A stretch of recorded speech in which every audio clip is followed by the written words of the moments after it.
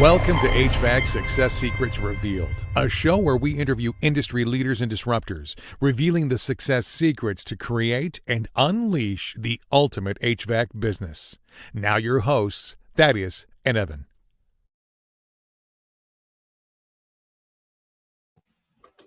Hey, what's going on, everyone? Welcome back to another HVAC Success Secrets Revealed with Thaddeus and Evan, where we have good conversations with good people, and any good conversation worth having is worth having drunk. So cheers, gentlemen. Cheers. Awesome. The reverse mirror on this gets me every single time, because when you're on Zoom, it mirrors you, right? Where they don't have that feature on this, so it's always annoying. Fucks with me every time. It's all good. Yeah, totally. So this week we've got Gil Cavey Jr. on the show, who is most known for his podcast himself, the host of HVAC Uncensored. He's been running that since 2018, was on a podcast before that as well. But check this, his podcast alone has over 1 million downloads. He's absolutely crushing it with that. Not only that, he is the chief operating officer of Beltway Air Conditioning and Heating out of the Baltimore, Maryland area. He's crushing it there. But the thing I love about Gil, one is his authenticity. Everything he does is from the heart. He's straight. He's a straight shooter. He is who he is. He doesn't shy away from that. But he's also done everything within the HVAC and refrigeration industry. He's tasted it all, and he's settled in on residential as his favorite. So I'd love to dive in today. Can't wait to get started. Welcome to the show, Gil. Thanks for having me, guys. I really appreciate it, man. I've been looking forward to this. Yeah, likewise. And on St. Patrick's Day of all days. Wearing all of our green, and we drink whiskey. I was tempted, actually. I should have went and got a bottle of Jameson's. That's why I just hurried up and poured Jameson in here, and then I poured Coke on top of it. So perfect. Way you go. Yeah. And I am Irish. I even knew that before my ancestry DNA told me that, or ancestry DNA told me that. Sold your information to the church. Isn't that what they always say with the ancestry DNA? Yeah, now they're going to come back and tell me that I got 8 kids and I'm wanted for murder in Florida or some shit. I don't know. Always, right? I used to have a shirt that said 10% Irish, 90% drunk, but it doesn't fit anymore, so I had to get rid of that. But if you meet Irish people over there on St. Patrick's Day, somebody told me they're listening to Britney Spears drinking Budweiser, because they're like, I'm Irish every day. You know, Yeah. We don't need one day to be Irish, you know. Nice. I don't need a special day to tell me to drink whiskey and beer. Exactly. That's a Wednesday. Yeah, a regular everyday occurrence over there. So it's actually a country that I really wish I could go to and check out. So one day it is on my bucket list. So absolutely. Well, Gil, why don't you go ahead and introduce yourself, sir? Tell us a little bit about your background and your story. Yeah, man. So I'm a second generation HVAC tech. I started out doing stuff for my dad, and I started out doing all commercial industrial stuff, like kitchen equipment, walk-ins, like the refrigeration stuff, a little bit of everything. And then when I left him, I did all commercial, ammonia systems, all that kind of stuff. Then after time, I just kind of backed my way into residential. I liked residential because I was dealing with the people who were spending the money. It was more personal to me. I'm the kind of guy I wear my heart on my sleeve. I'm good at building relationships with people and just being honest. And I would sell things being honest to people. I don't have to bullshit and lie to them. And I think you don't have to. You can make money in this industry being honest with people.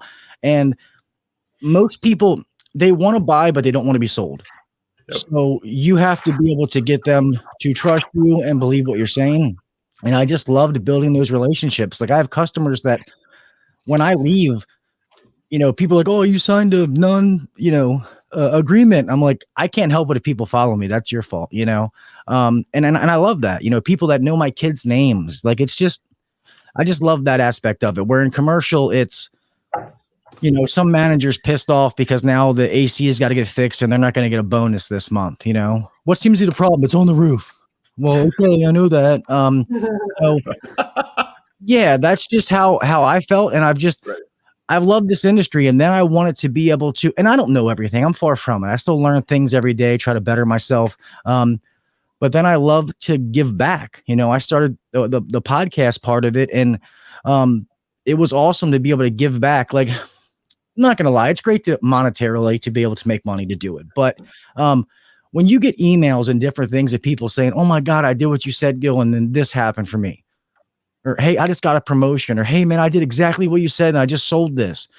That is so rewarding, man. That's something that money cannot give you. It just can't. And it sounds cliche and people go, oh, Gil, you're full of shit. But I swear, man, it's just, you can't. How they say it's always better to give than receive. That's pretty much what it boils down to. It's an awesome feeling. Mm.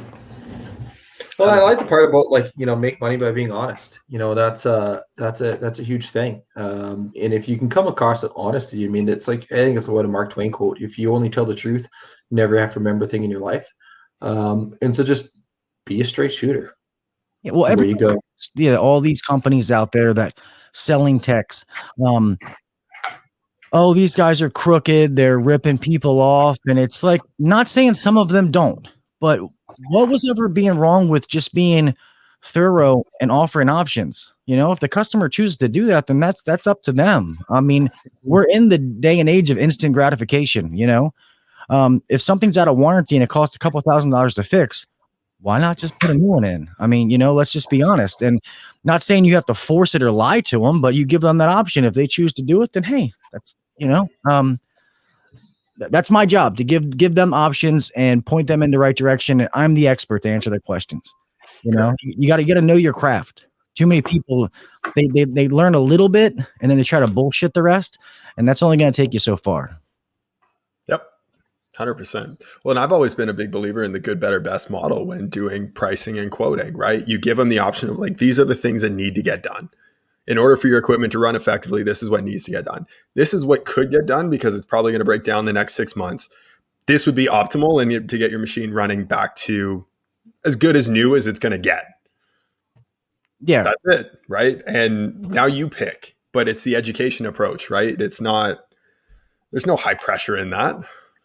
No, and every system that you walk into, unless that thing was just installed, has issues wrong with it. And then you start learning over time to be able to see that, like, that return's too small. That furnace has never been getting enough air. Heat exchange is probably cracked. You can just start to look at these things and see it. Oh, there's moisture here. That's, there's something going on. I mean, you can start to learn through time as you start to see that kind of stuff.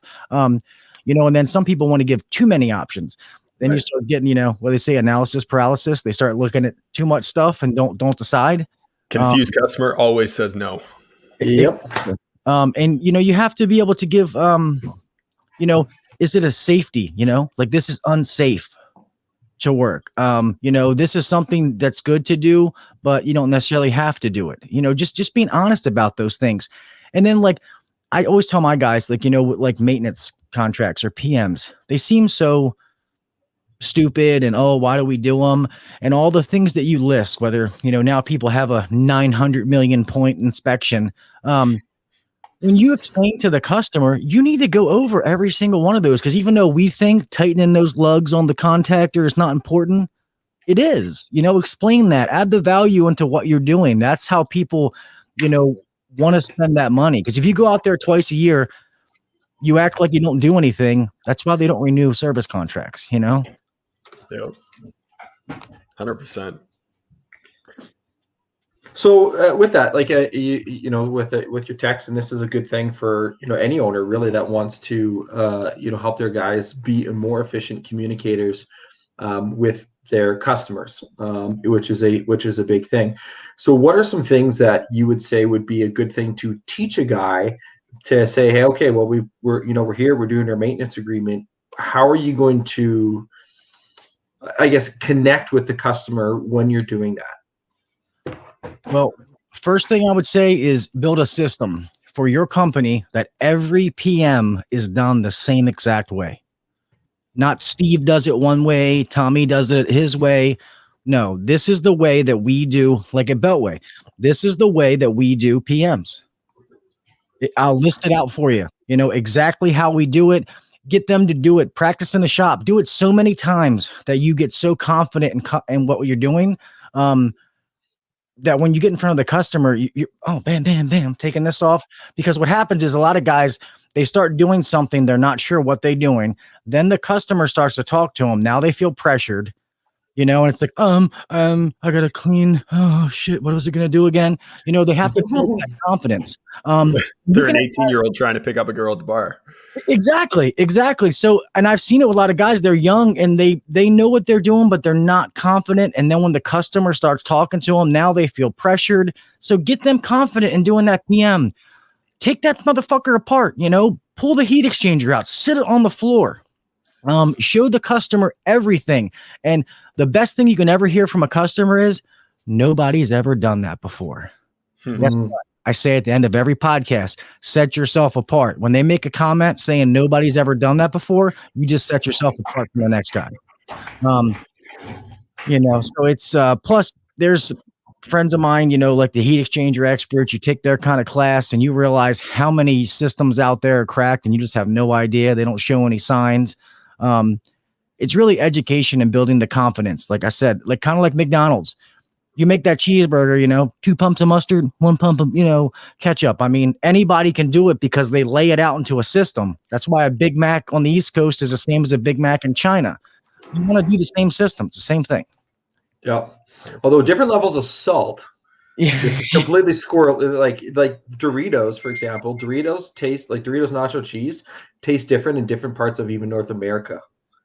I don't know if you've ever noticed that, because different areas have different taste buds.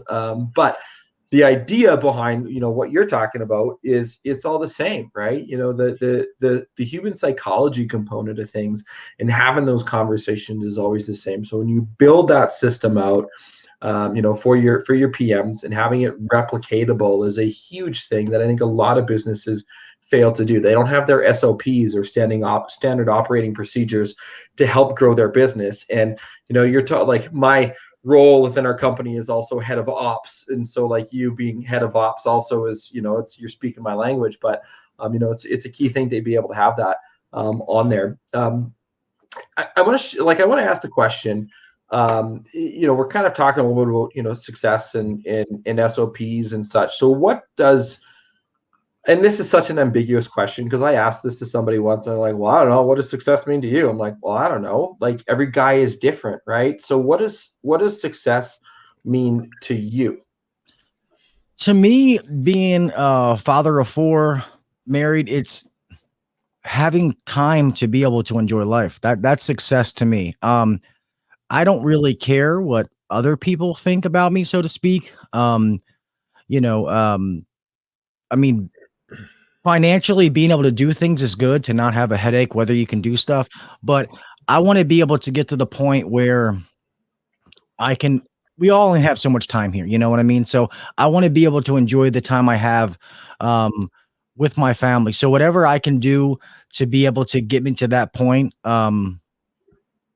that's success to me, like being financially free, being able to enjoy my family. But I do want to leave a legacy on this industry that's been so good to my family, that's been so good to me, to be able to give back to it, to know that I helped change some other people's lives from the positive way.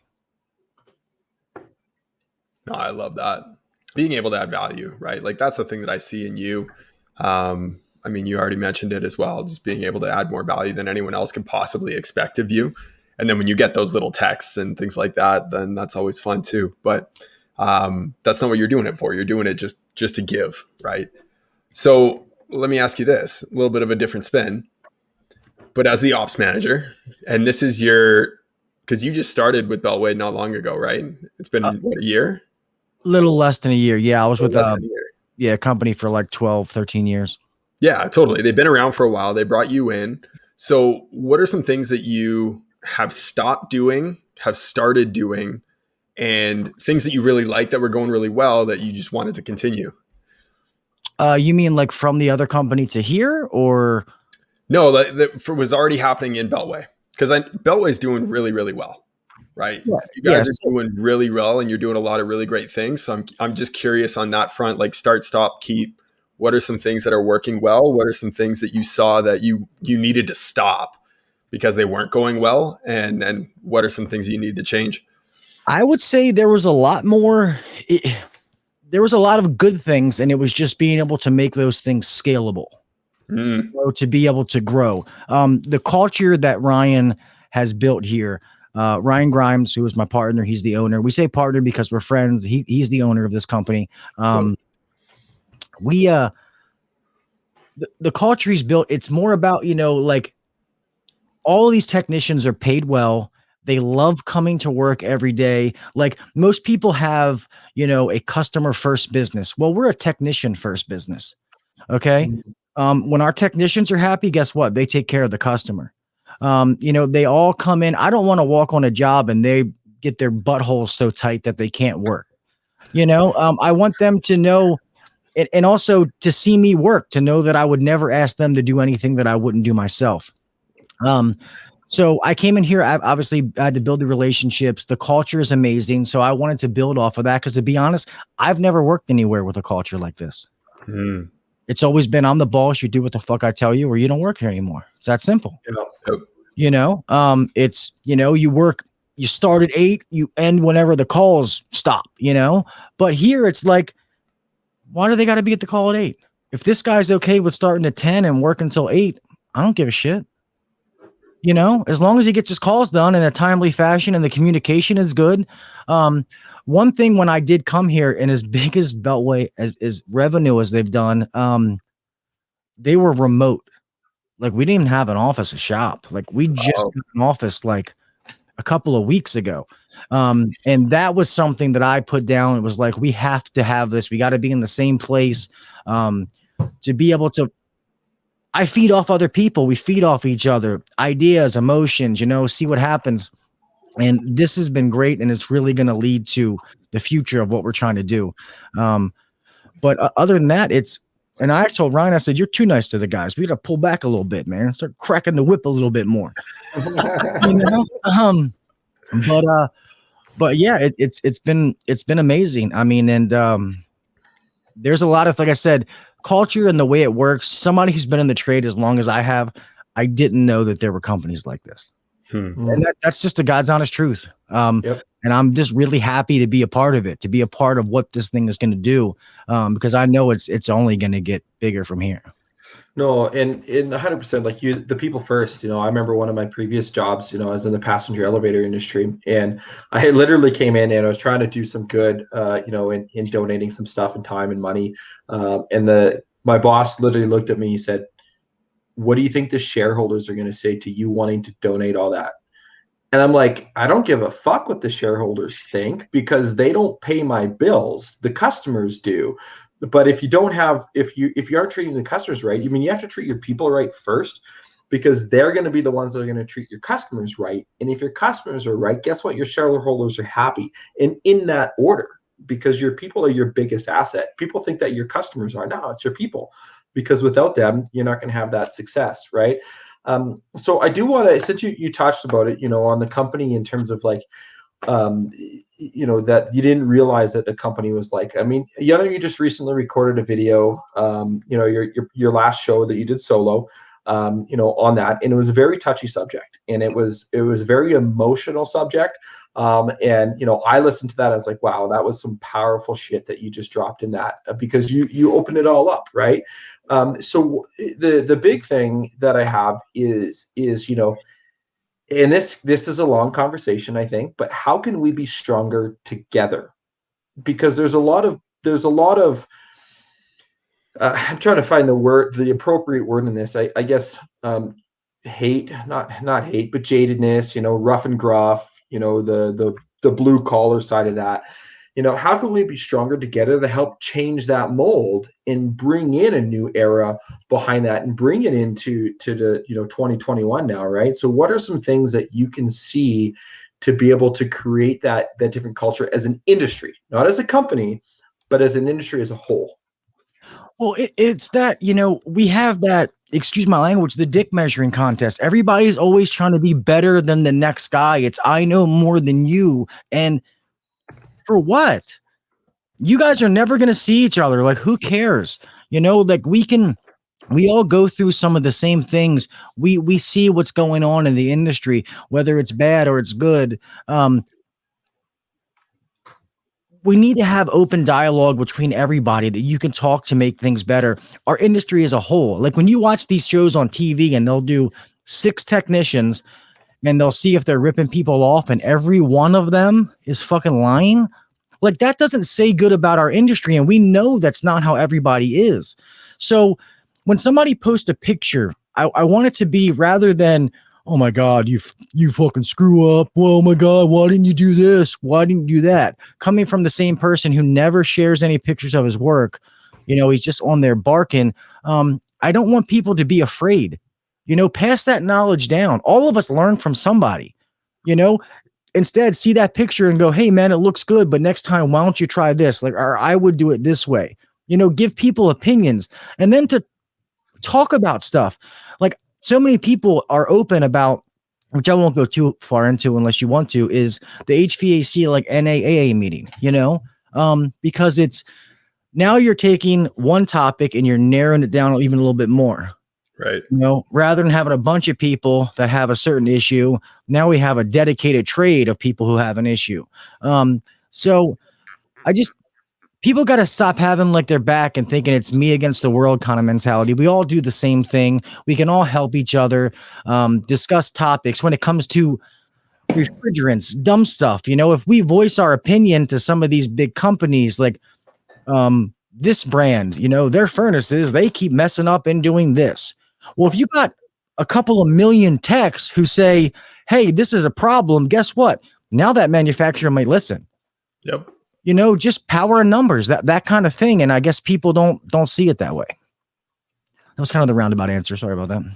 No, it's all good. It's and you have to say, excuse the language, and you say dick measuring, and then you say fuck in the same sentence. So that's the norm. Sorry, I don't always talk about dick measuring, but fuck's just kind of there.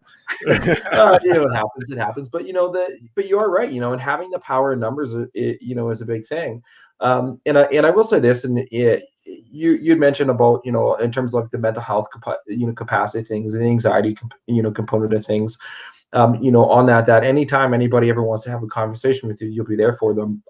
Same way with myself. And I know I can speak for Evan on this behalf, that if anybody is ever having in that situation where, you feel like you need to have that conversation with somebody, then, hey, you know what? All 3 of us are going to be here to listen, because we believe heartfelt that, we can be stronger together, on that. And that's really the message that we want to get across with that, with everything there. So, yeah. Well, and in terms of the combativeness that's happening, like, especially in your group, like, I mean, your Facebook group is 50,000 people. And so naturally, you're going to get some people that are going to be pushing against it and looking to tear other people down versus build them up, right? And that's an analogy that was always used with me, with mentors that I've had, was you can either have the tallest building in one of 2 ways: build yourself up by adding more value to others, or tear other people down. So which would you rather be, and what would you be more comfortable with? And the thing that I love about you, Gil, is that you are always about building other people up. Right? You're adding value, you're giving to others, you're creating a community within HVAC Uncensored that is about giving. And unfortunately, some people are taking that the wrong way and thinking that uncensored means we can just say whatever the fuck we want. But that's kind of the way it is. And that's the misnomer of uncensored as a label. But yeah, it happens, man. It's I forgot where my thought process was going there. That happens to me. That happens to me all the time. I'll be literally in the middle of a thought and be like, oh, the squirrel runs across my brain. And I'm like, what was I talking about? Like, legitimately, I'm like, that happens to me all the time. So it's the joy of drinking on a podcast. That's what happens. There you go. Way too much Jameson in this. Amanda is our office manager. She is amazing. Love it. Nice. Love it. So he is the best. That's what I love about this too, is that, and even he wants to say, "Hey, Gil." Isaiah, hi, buddy. Yeah, love it. So, random question generator. This is one of the themes of our show. So get ready for this, because it's only totally off the cuff. What do a lot of people hope will happen, but it's just not going to happen? What do they hope is going to happen, but is not going to happen? I don't know. I'm pretty unexpected. So I love this. I love this part of our show. yeah, I don't know, man. That's hard. What they think is gonna happen is not.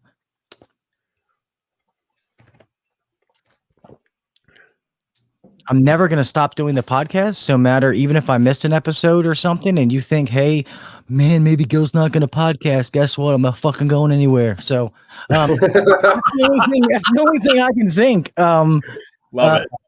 I love it. Yeah. Yeah. Nice.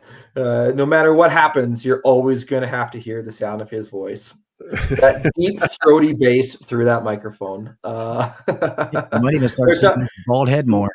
Yeah, we're talking about that before. I'm like, I'm the only one that doesn't have a microphone, and it's just like that's maybe my voice would be better if I had a microphone. For those that just want to scratch their ears when I start talking. Switch gears a little bit. I want to jump into obviously, we're in the marketing space, and having some conversations around marketing just makes sense to us. So when looking at Go Beltway, for example. What are some things that you guys do to spread the word about your business, and what have been some of the most effective ways to be able to do that? For us at first, it was really, and some of these things happened before I got there, so I don't want to take credit for it, was reviews, like really, really pushing the review aspect to get your name out of there so that you can compete with the big dogs who have a lot more money than you, have a lot more people, and they got that advertising money. So we got the reviews up to the ratings. So now we can keep up with the big boys when you get the people that start going, they're the review readers. Then it was just on that, by the way, 345 Google reviews with a 4.9 star rating. Yeah, and we're still not as big as some people, but we're in our area. I mean, the reviews are up there enough for us to be able in the same conversation with the big boys. Right. We have a service which I won't promote them. That's just not right to do that. It's fine. I like Chris. He's good shit. Oh, yeah. So Cristiano and them over at Rhino, we started investing a lot in them to get into the whole, the SEO, the Google ad space, that people can search us and then, we pop up and they can just call us from there. Just to really try to be present. And then on Facebook and the social media stuff, trying to be on there to post stuff, which I think we want to do. We actually hired someone that's pretty much going to be their only job, is to be on Facebook. So there's a lot of things that we need to get better at. So we're far from, doing that perfect. I think that we've just gotten lucky with the little things that we've done. And then the services we provide being very good at those. And just the word of mouth has been huge. But I think we actually need to do a lot better on the digital, the marketing space, to be honest with you. Well, and this was something that came up kind of in our pre-show conversation where you were talking even about Uncensored and what it is that you feel like you could do better at on YouTube and how you're stuck on making it perfect versus putting it out there consistently. Yeah. And you compared yourself to another guy who has just been putting out content consistently, not making it perfect, but he's got 50,000 subscribers because of it. So I'm curious what your thoughts are around that, around being consistent versus being authentic versus being perfect, and what the strategy has been for Uncensored and what it is that you think has held you back from achieving what you could on YouTube. Here, it's been consistency. That is the biggest thing. If people know, every Monday a podcast is going to be out. Every Wednesday a video is going to come out. That is huge. People live their lives on a routine. And, when you get true followers who like what you do, they're like, oh man, it's Wednesday, or it pops up. That makes them subscribe and do all, every YouTuber smash that subscribe button, hit the notification bell, just show it a like button. Yeah, it's funny. When we started that and I was like, hit that subscribe button. I'm like, that sounds just fucking weird to say. Yeah, it's just, people are just like smash it, like literally beat the shit out of it. But that's what those people who really are gonna believe in what you're doing is to get it out. And I know that I haven't done that. I've had to back up with some of the live streams, which they were fun, and doing the giveaways and giving tools away to people. I just had to back off because, like I said, I know I can do so much and do so many more things. Like, this podcast is only scratching the surface. I know that for a fact.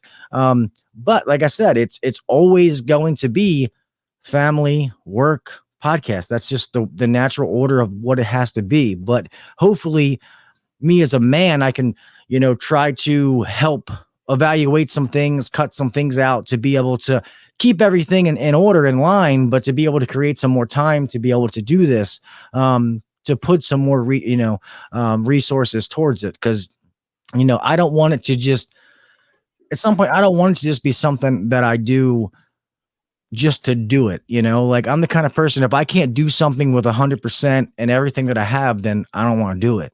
Right.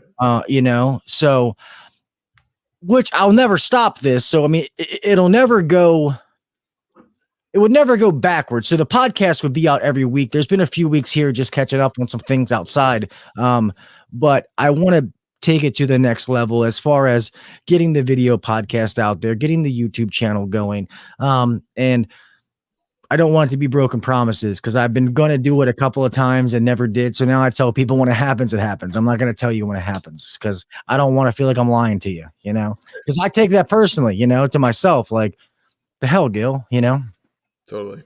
Oh, you're a high achiever, right?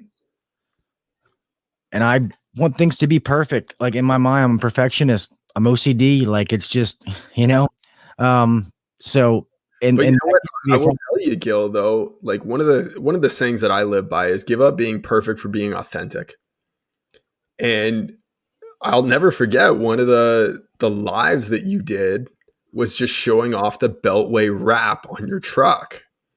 And you walked around the truck and you showed it. It wasn't perfect, but it was authentic, and it was you.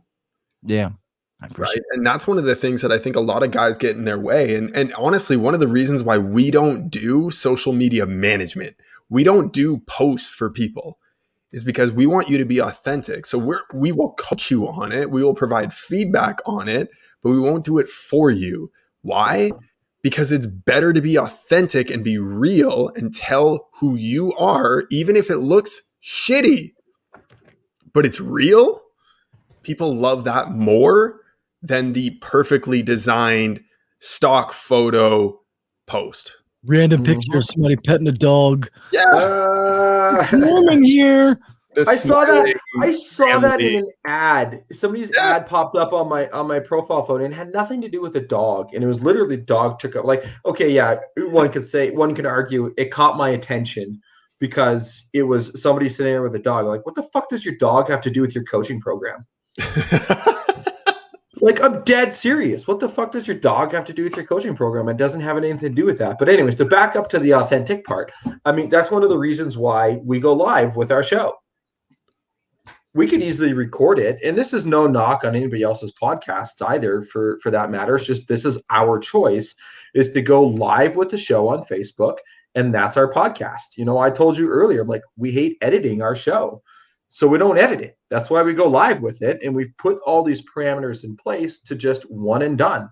We recently recorded a video for another guy for his group and his course, on the top 5 mistakes, marketing mistakes that businesses make. And it was a 20-minute video. And like, I fucked up hard in the middle of it. I mean, and I started going down this tangent that I didn't even want to go on, but I'm like, you know what? We're just going to continue to do it because it was a 20-minute one and done. That's it. That's all, right? Because of the authenticity behind that. And I think 2021 is ripe with inauthentic people because of it's like the Instagram photo of like, oh, just woke up like this. And it's like, no, you literally went and like spent an hour getting ready. You're not authentic. You did 50 push-ups before you took that photo with your shirt off. Yeah. Get the juices flowing. With my dad bod hanging out over top of my desk. When the guy sends, a wiener selfie, he's getting it ready before he sends it. He's not just, it's it's getting a fluffer. Yeah, exactly. It's Words I never thought I would mutter on our show. Getting a fluffer. Evan can barely contain himself. Oh man, that's Jameson. My mouth might get a little bit more. That's why we drink. By the end of the show, it's the most fun. Yeah, that's why I sometimes have to pare down my drinking a little bit so it doesn't get too carried away. So, anyways, back onto point. Let's shift gears a little bit. I want to talk. I mean, you've got a pretty good pulse on the industry. You've been doing your show for quite some time. Had a show before. CEO of an amazing company. And the future of the trade. So what's the direction that you see the industry going in? I think sadly, I think the guy the wrench turner who wants to, maybe at least on the residential side, who wants to just make it work, patch it, band-aid. I think it's gonna go away. I think that we're always going to have a job because, computers can't replace us, robots can't replace us. But I think it's going to be when the warranty runs out, people are going to start replacing things. Yeah. But I just hope that you don't see warranties get smaller and smaller. You know what I mean? Because, the manufacturing process is money. That's, people are like, what's the difference between this one and this one? I mean, it's nothing. It's the same thing. They took a couple pieces off this to make it cheaper to manufacture. But I, as far as equipment wise, I really think like that ductless stuff is going to be kind of the future. The VAV, variable refrigerant flow, is going to be kind of like the direction that it goes. I know there's a lot of companies, and this is one thing that I don't knock them. I've talked to several of the kind of companies where it's like, you call in and it's kind of like a FaceTime call where they kind of try to help you diagnose and fix your own stuff. I personally don't think that that's going to last. For that person who's going to fix their own equipment, they're not going to call me anyway. Right. So they're not my customer. They're not a buyer. I don't want to waste my time on that customer anyway. I think environmentally, I think in the next probably 10 years that things could get rough for us as far as refrigerants changing, going through all that kind of stuff. They're going to want to do more environmentally friendly kind of things. If we start going to alternate sources of power, does it change kind of the things that we do? I have a lot of customers that ask me, I don't want to do oil which we don't have too much of it, because of the cost of oil. But if they stop fracking, should I stop doing gas or propane? Should I go with a heat pump? People are asking these questions because they see stuff on the news. And I just tell them honestly, I can't give them that answer. So I think that it's kind of unknown for what our future is going to be in this industry. That's why you got to keep learning. You never stop learning. You got to stay up on what's going on. What's the new stuff? Read the AHR news, the magazines and stuff like that, because it's constantly revolving and changing. Yeah. Well, and what about as a business and a brand? Like, what is it that you think is going to be coming in the future in terms of keeping your brand relevant in front of people?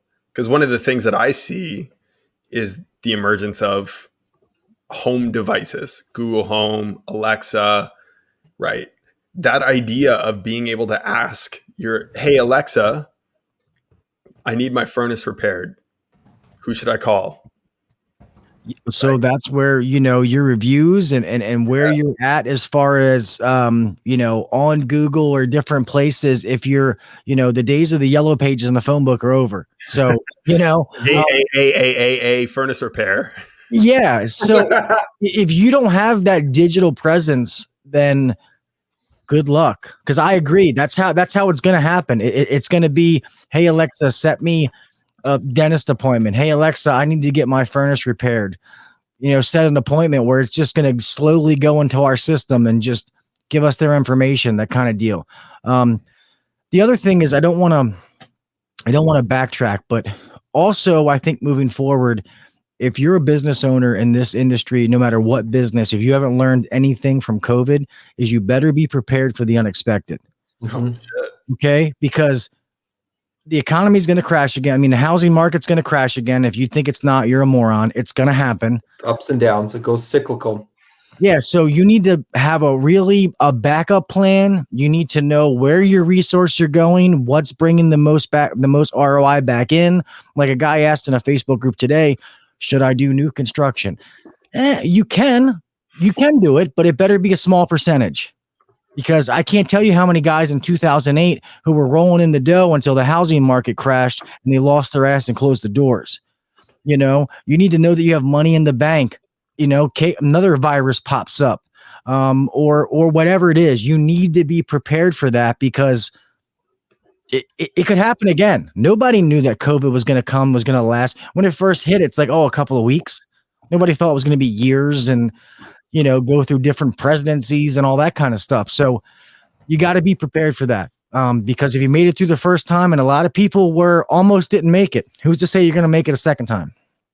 Well, and that's the thing. Like if you only started your business in 2009, 2010, 2011, you've never been punched in the mouth. This was the first time you got a punch in the mouth, and it lasted for a month and a half in HVAC. Like you got bailed out. Necessary thing that people needed to do. And the people who were working from home, they were now using their home system more often. So they needed you more. They heard those little noises a little bit more. Exactly. There was options like the Paycheck Protection Program. In 2008, HVAC business weren't getting bailed out. Sorry. So when they lost their company, construction, you were fucked. Yeah, those people were just fucked. They were screwed. Yeah. There was, unless you were a big bank, you weren't getting bailed out back then. Lehman Brothers, no harm, no foul. Yeah. No, but that's fuck. If you aren't prepared for the unexpected, like you're not a smart business owner. Sorry. You have to learn from it. I mean, hey, everybody made mistakes, but you have to learn from it and prepare yourself up for the future. Like when they say chess, you always got to try to be a couple moves ahead. I know it's easier said than done, but you have to live your life that way. You got to run your business that way, or you won't be open. 100%. Well, when COVID happened, I looked at it as you are one of three businesses. You are the one that sticks your head in the sand and says, fuck, I hope this ends. Fuck, I hope this ends. Fuck, I hope this ends. Or you're the second business that says, I kind of hope it ends, but I think there might be an opportunity here. Or you're the third business that says, this is my opportunity to take over my market.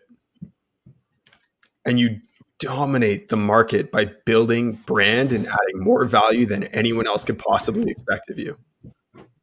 When you look at 2008, cars is an easy example. There were two brands that stood out, Hyundai and Ford. Everyone else took bailouts. Yeah.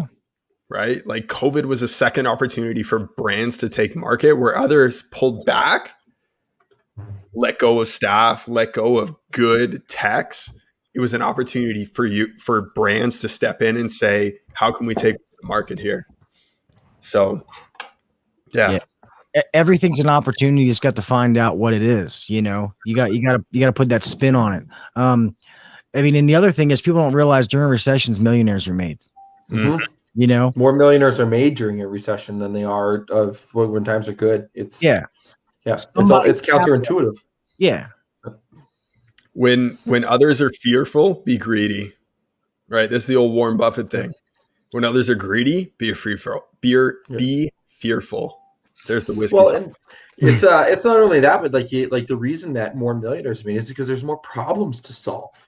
Yes. Right. When you like the more problems that you can solve, or the more problems that are solved, the more solutions that are going to come up with, and that's why these great innovations come out of these times. Like we look at Gary Vaynerchuk, for example, and Gary V. I'm sure people have heard his name, right? Sorry, I was getting some background noise. It was actually my that was me by accident. Oh, that was you playing it. Yeah, it's okay. I had a phone call come in and my Bluetooth, my headset was still connected to my phone. And so when it was done, I had three different, I had the one from our Facebook group, the one from my feed, and the one from Evan's feed all playing at different times while you guys were talking. And I was like, what's going on? Get out of my head. But looking back to, Gary V, like 2009, that's when he was born out of that, right? Out of the recession that came from it. So it's a big thing. So,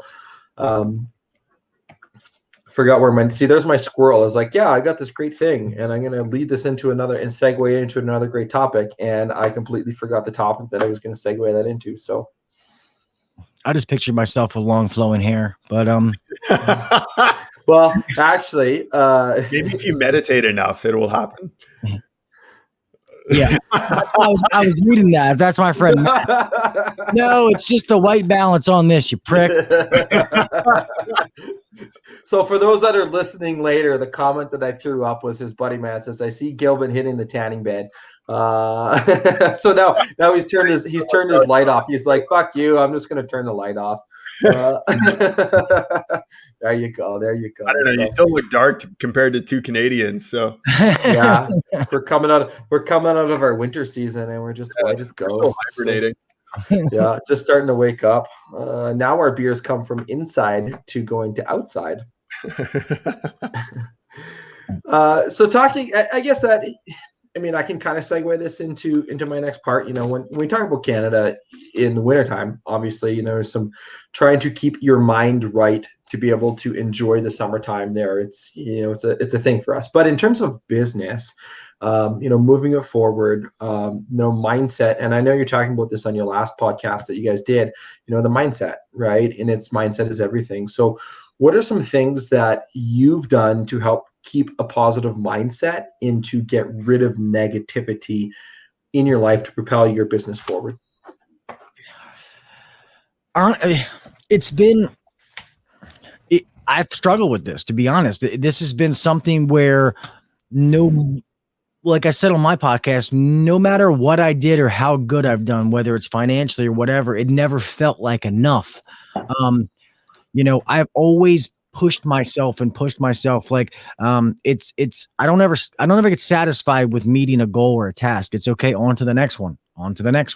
And I guess because of my past with, addiction and stuff like that, I always felt like there was no time to waste. I wasted so much time. Now it's, let's get moving. So I still struggle with it sometimes where, I only surround myself with positive people and people who make me better. I won't be around those naysayers and say, oh, why would you do that? Or you can't do that. It's like, yeah, get the fuck out of my house, dude. Like, why are you here? You know what I mean? Go drive your shitty car back to your shitty house because you don't give a fuck about anything. And I don't mean that in like a materialistic way. I just mean it like in their materials are a reflection of how they think. And not that I'm driving around some fancy cars, but they're paid for, and it's just, I always try to be positive and always try to put a spin on things. Somebody always has it worse than you do. I watched my wife beat a brain condition. I've, got people tattooed on me, losing them to addiction. So things can always be worse. Nothing that happened that day is the end of the world. You just got to sit back and look at it. Okay, where did we go wrong? What did we do wrong? How can we fix it? Let's be more worried about the solution than the problem.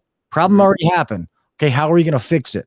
And that's just the kind of mentality I've always taken, is just being easygoing, nonchalant. I try not to get too high, try not to get too low. Easier said than done. But that's really, it's nothing secretive. That's really what how I've always been. And sometimes it works, sometimes it doesn't. 100%. Well, even you look at like the thing that back there was a lot to unpack, but this, right? Show me your friends and I'll show you your future. The people that you surround yourself are big. I mean, you're the average of the 5 people that you spend the most time with. How many times have people heard that? And so if you just have the the like, hey, it happened, right? I can't change that. But what can I do to move forward from that is a big thing. And, as Matt just said, be ready with solutions, right? Okay, here's the problem. What am I going to do to be able to fix that problem going forward? Big thing. Yeah, and mistakes are okay. Anybody who is successful now, they've just made more mistakes than you have. That's all that means.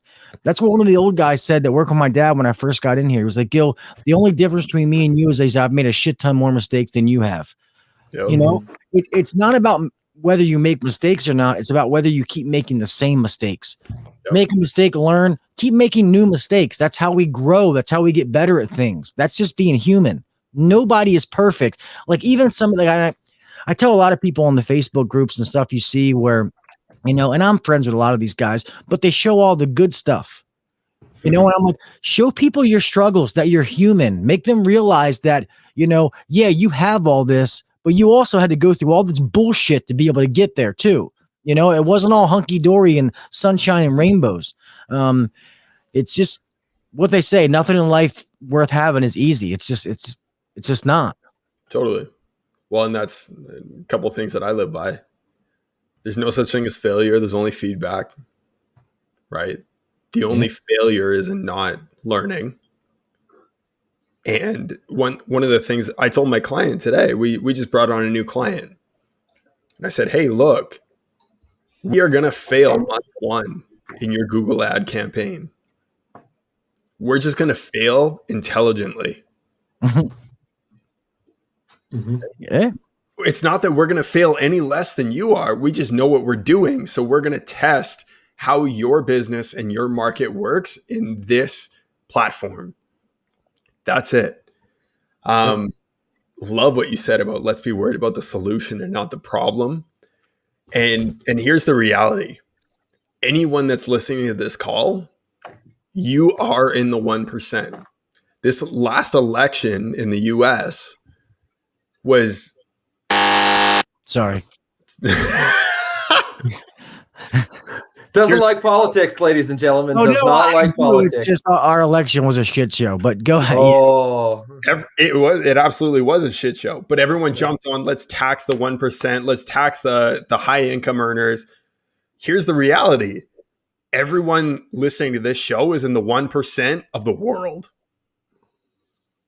If you have food on your table and you have a roof over your head, you are the 1% of the world. So trading your expectations for appreciation, your whole life will change.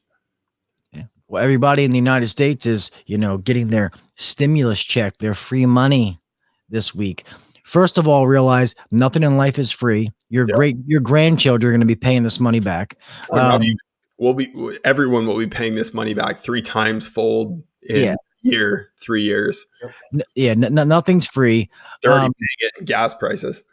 Yeah, it's crazy. What do they say? It's 80% or 80%.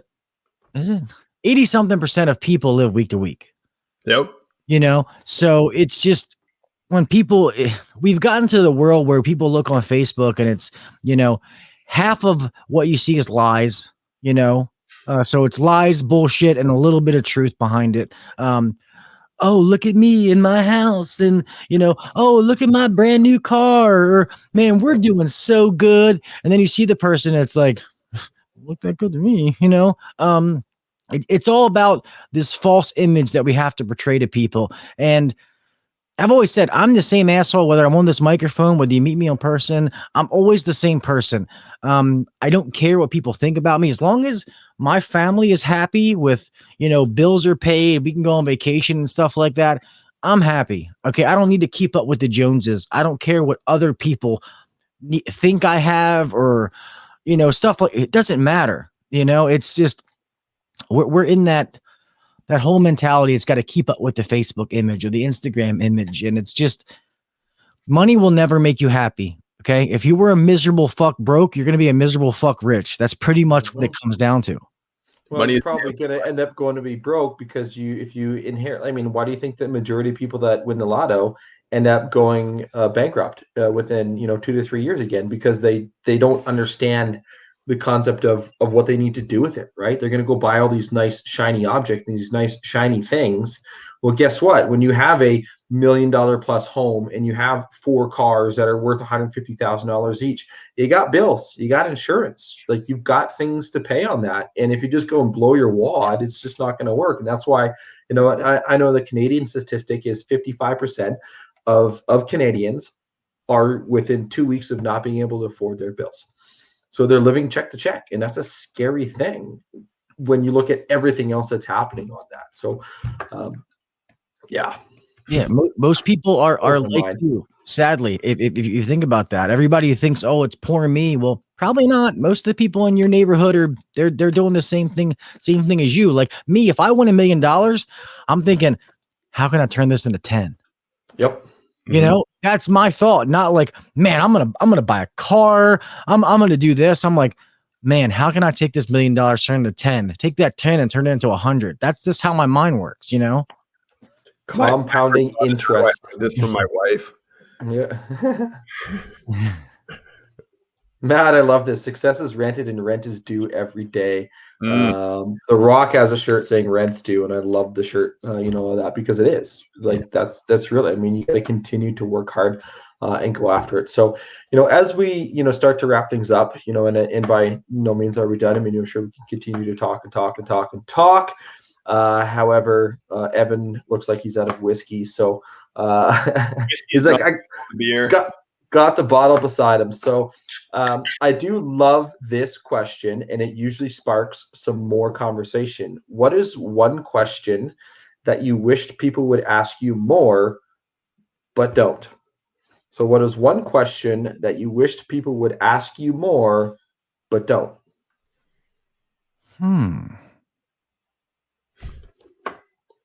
It's deep. Well, and I guess the fact that I've been so open that I've never really not answered any question that has ever been asked to me. So, I don't know, man. I'm trying to think of a good answer to give, and I don't know what I would want people to ask me. I guess,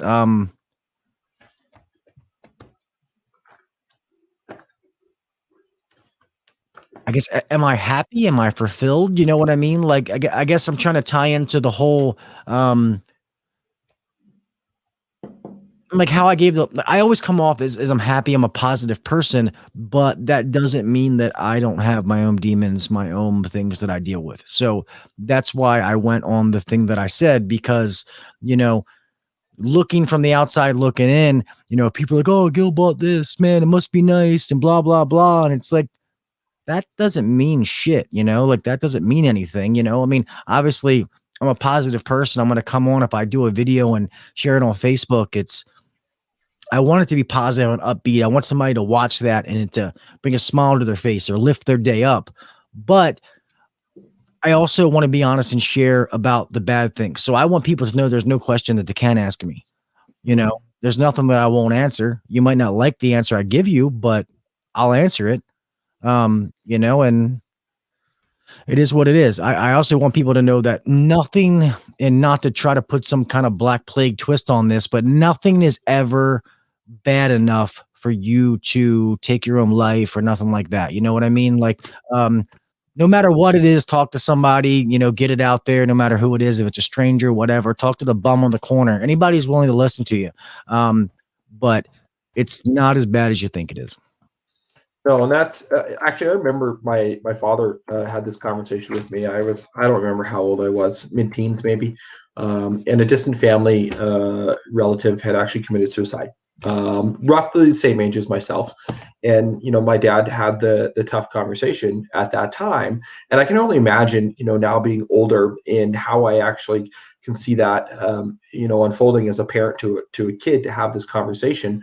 And it's nothing. And he sat down. He's like, you know what? And we had guns in our household. And we still do. I mean, we like to shoot things, right? A lot of people can relate, to that, but especially with guns in the household. But having that conversation to say, hey, you know what? Nothing is so bad that you have to resort to taking your own life.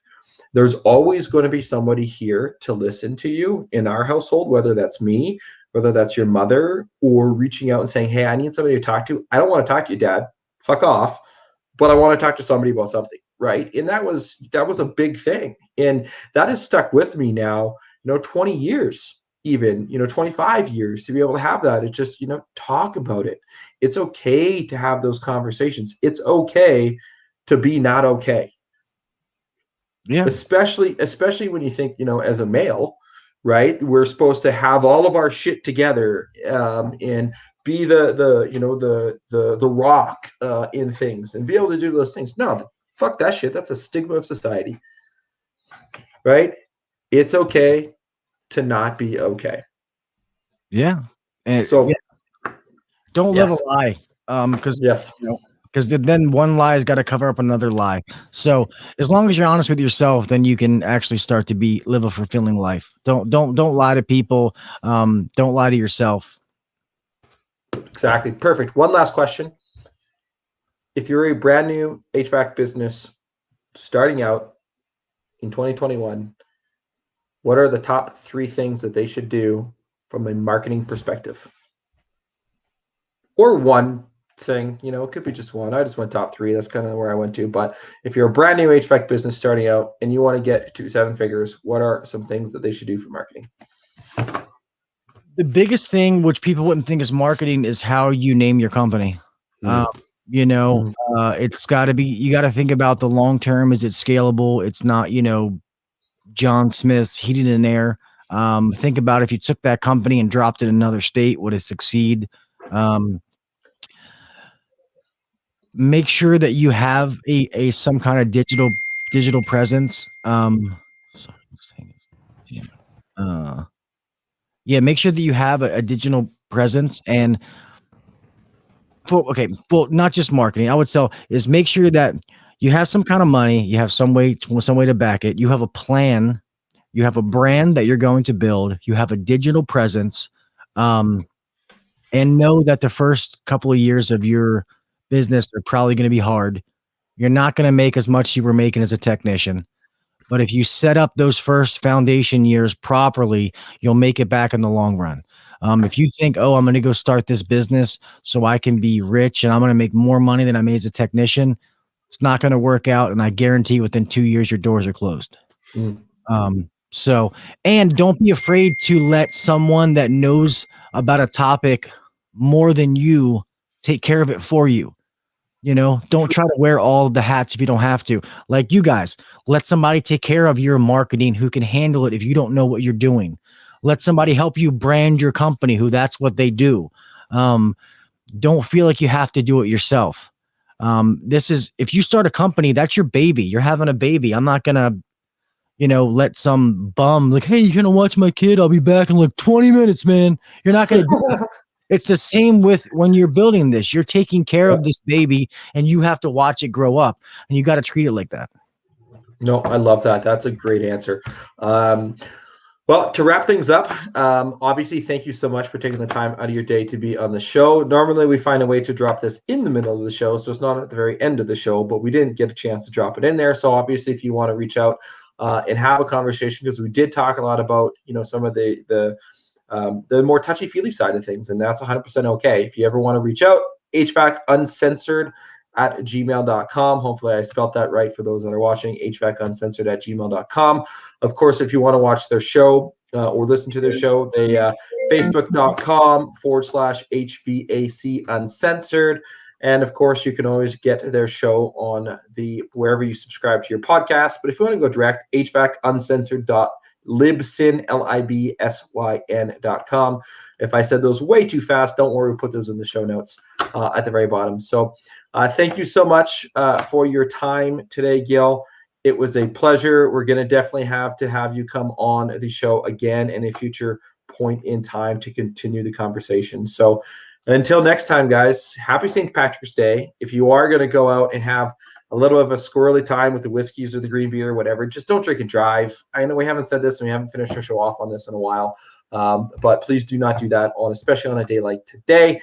But until next time, cheers. Cheers. Thanks, guys.